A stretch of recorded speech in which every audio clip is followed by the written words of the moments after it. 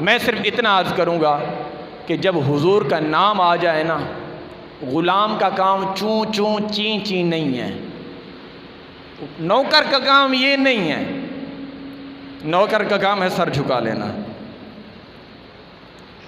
میں آپ سے ایک سوال، یہ سیدنا صدیق اکبر رضی اللہ تعالیٰ عنہ سے بڑھ کر حضور کو جاننے والا کوئی اور ہے؟ سب سے زیادہ حضور کے قریب رہنے والے صدیق اکبر ہیں، سب سے پیارے صدیق اکبر ہیں، سب سے عزیز صدیق اکبر ہیں، سب سے محبوب صدیق اکبر ہیں، اور سب سے زیادہ قریب اب بھی صدیق اکبر ہیں۔ اور حضور نے فرمایا قیامت کے دن سب سے پہلے میری قبر کھلے گی، پھر ابو بکر کی، پھر عمر کی، اور حضور نے فرمایا کہ ہم قبروں سے اس طرح اٹھیں گے، ادھر ابو بکر کا ہاتھ ہوگا، ادھر عمر کا، ہم تینوں ایک ساتھ اٹھیں گے اس طرح۔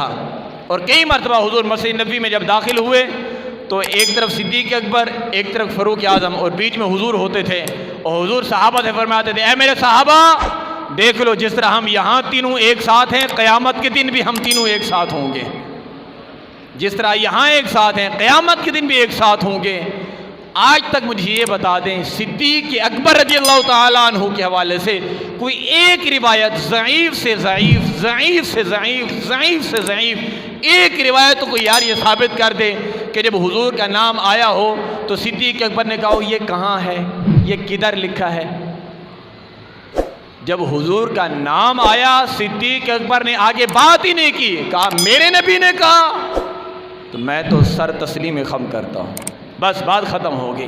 جب حضور معراج کر کے آئے، ابو جہل شور کر رہا تھا گلی گلی میں جا کر، بھائی یہ کیسے ہو سکتا ہے، مسلمانوں کے نبی نے، ہمارے بھتیجے نے، محمد بن عبداللہ نے اتنا بڑا دعویٰ کر دیا، وہ مسجد حرام سے مسجد اقصیٰ گئے، مسجد اقصیٰ سے لامکاں پہ گئے، ساتوں آسمانوں کی سیر کی، جنت دیکھی، دوزخ دیکھی، اور لامکاں پہ عرش پہ گئے، رب سے ملاقات کر کے آئے۔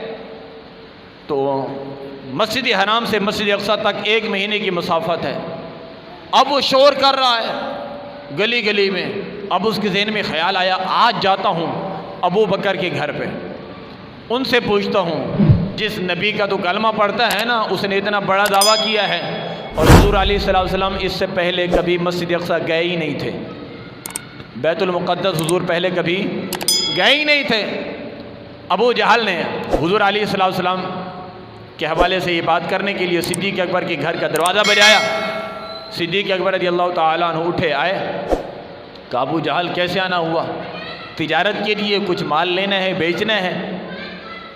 تو کہا نہیں نہیں، میں تمہارے دوست کی بات کرنے آیا ہوں، جو تمہارا دوست ہے نا آج اس نے بہت بڑا دعویٰ کر دیا۔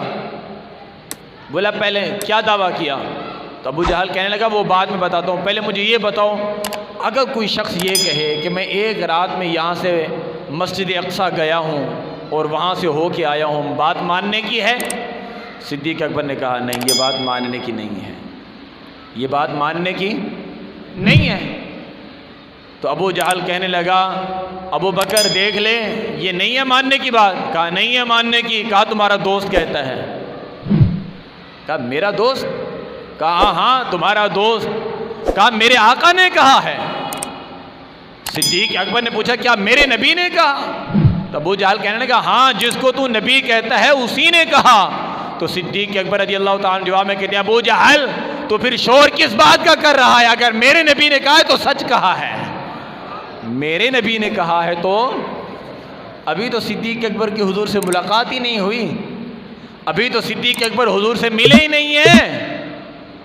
اس لیے اللہ تعالیٰ نے قرآن مجید کے اندر فوراً یہ آیت بھیج دی، فرمایا محبوب آپ صدیق اکبر رضی اللہ تعالیٰ عنہ کو یہ خوشخبری سنا دیں کہ والذی جاء بالصدق وصدق بہ اولئک هم المتقون، تقوی والے صرف وہی ہیں ایک سچ لے کر آنے والا ہے، دوسرا سچ کی تصدیق کرنے والا ہے۔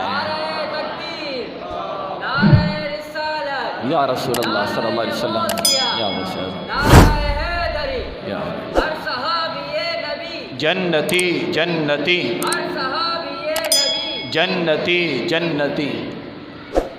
تو قرآن مجید نے یہ واضح کر دیا کہ صدیق اکبر رضی اللہ تعالی عنہ جب حضور کا نام سنتے تھے، اگرچہ پیغام دینے والا کافر تھا، صدیق اکبر چاہتے تو یہ کہہ سکتے تھے ابو جہل مجھے تیری بات پر یقین نہیں ہے، میں پہلے جاؤں گا حضور سے پوچھوں گا، حضور بتائیں گے، پھر آؤں گا تجھے جواب دوں گا۔ نہیں نہیں، جب میرے نبی کا نام آ گیا ہے، بتانے والا کافر ہے، بتانے والا منافق ہے، بتانے والا مشرک ہے، بتانے والا کوئی ہے، میں نے اس کو نہیں دیکھنا، میں نے اس کو دیکھنا ہے جس کے پر میں نے کلمہ پڑھ کر ایمان لایا ہوں، میں نے کسی اور کو دیکھنا ہی نہیں ہے۔ جب حضور کا نام آ جائے تو صدیق اکبر کی سیرت یہ بتاتی ہے، وہاں سر تسلیم خم ہو جاتا ہے۔